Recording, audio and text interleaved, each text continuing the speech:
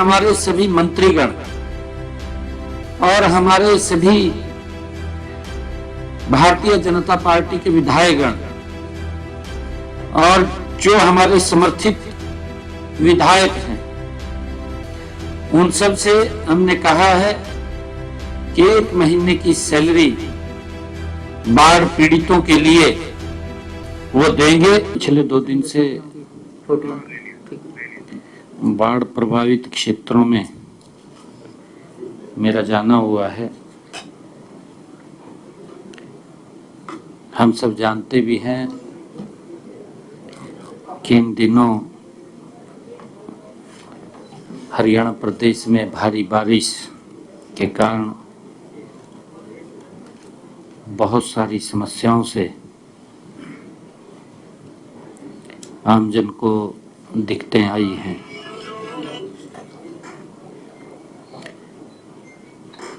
हमारी पूरी नजर भारी बारिश के कारण हुए नुकसान पर निरंतर हम लगाए हुए हैं। बाढ़ पीड़ितों की कठिनाई को कम करने के लिए हमने जो बाढ़ में नागरिक प्रभावित हुए हैं, जो किसान प्रभावित हुआ है, उनके लिए एक क्षतिपूर्ति पोर्टल खोला है। आम जनता द्वारा अपने नुकसान व क्षति के लिए आवेदन जमा करने की प्रक्रिया को आसान बनाना है। साथ ही प्रभावित लोगों को हुए नुकसान के समयबद्ध तरीके से सत्यापन और मुआवजे के वितरण की प्रणाली में यह पारदर्शिता लाना है। क्षतिपूर्ति पोर्टल पर प्रदेश में 2897 गांवों के 1,69,738 किसानों ने 9,96,701 एकड़ क्षेत्र का पंजीकरण करवाया है। इस क्षेत्र के सत्यापन का कार्य जारी है। हमने बाढ़ व जल भराव से ग्रस्त क्षेत्रों में तुरंत राहत के लिए प्राथमिकताएं भी तय की है और राहत कार्य निरंतर चल रहा है। तत्काल हमने राहत उपायों के लिए जिलों को आरक्षित निधि के रूप में 3 करोड़ 6 लाख रुपए स्वीकृत किए हैं। इस राशि का उपयोग प्रभावित लोगों को भोजन, वस्त्र और विस्थापित परिवारों को अस्थायी आश्रम और तंबू, पशुओं के लिए चारा, पेट्रोल और डीजल व अन्य ईंधन सहित आवश्यक वस्तुएं, राहत सामग्री के परिवहन और ग्रामीण क्षेत्रों में जल निकासी कार्यों के लिए किया जाएगा। मुझे दुख है कि प्रदेश में इस भारी बारिश के कारण मकान ढहने से 12 लोगों की जान चली गई है। इनमें जिला फतेहाबाद व भिवानी में 3, कुरुक्षेत्र यमुनानगर में 2 और हिसार व फतेहाबाद में 1 व्यक्ति शामिल है। उनके हमने तुरंत उसके ऊपर संज्ञान लेते हुए तुरंत शोक संतप्त परिवारों के वित्तीय सहायता प्रदान करने के लिए 48 लाख रुपया अनुग्रह सहायता भी जारी की गई है। प्रत्येक व्यक्ति के परिवार को 4 लाख रुपए की राशि दी गई है। घायलों को 2 लाख रुपए की राशि प्रदान की गई है। बाढ़ के कारण यदि लोगों को अपना घर छोड़ना पड़ा तो हम ऐसे लोगों के लिए राहत शिविर भी लगाए हैं। जिन क्षेत्रों में पानी भर गया है वहां फसलों के लिए प्रति एकड़ 15,000 रुपए तक का मुआवजा दिया जाता है। ऐसे क्षेत्रों में हरे चारे की कमी हुई तो इस समस्या को दूर करने के लिए हम उन जिलों से सूखा चारा मंगवाएंगे जिनमें जल भराव की समस्या नहीं है।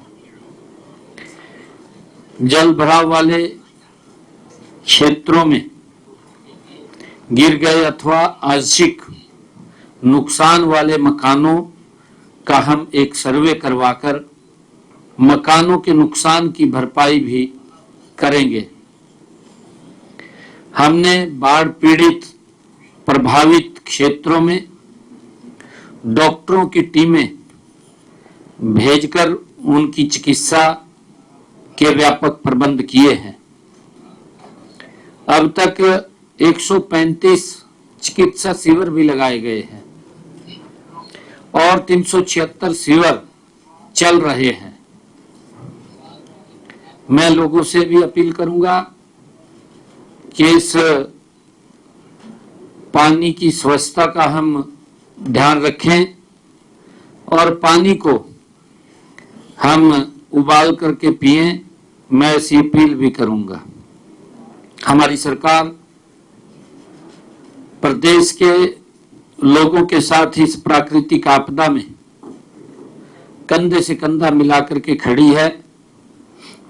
हमारे अधिकारीगण भी, मैं सभी अधिकारियों का दिल से धन्यवाद करना चाहूंगा कि इस प्राकृतिक आपदा में जिस तत्परता से और जिस गति से लोगों को सुविधाएं पहुंचा रहे हैं वो काबिले तारीफ है।